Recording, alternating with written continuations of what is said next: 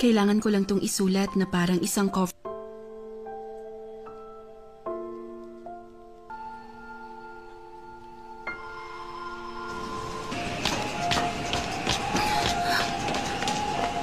Nakikiraan po ay kabayo. Ay, kiraan lang, oh.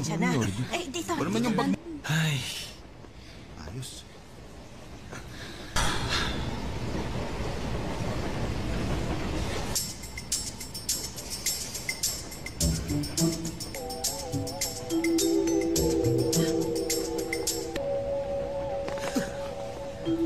Sorry. Huh? Sanay na ako sa mga Ako ba kausap mo? Kilala mo ako? Oo, alam ko ang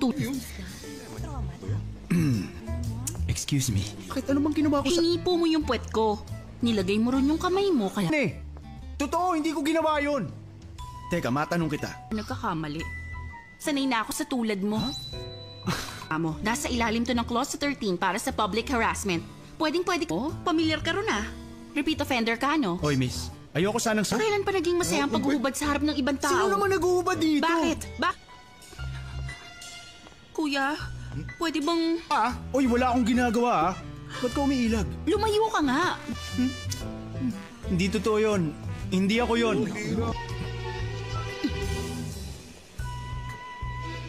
Doors closing. Please stay away from the door.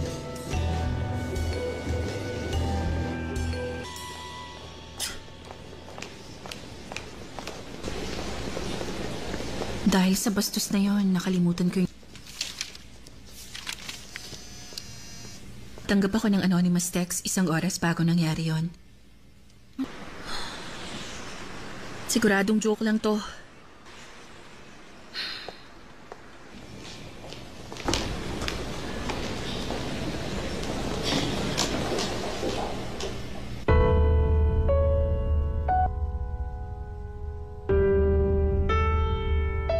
Buti pa, mauna ka na sa room natin. Oo, sige.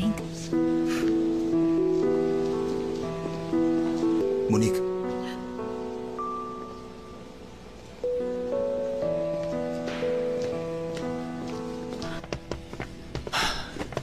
Sorry, I'm late.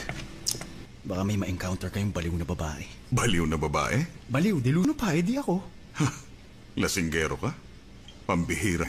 Hindi ko alam, basta bigla niya na lang sinabi na sanay daw siya sa mga lasinggero at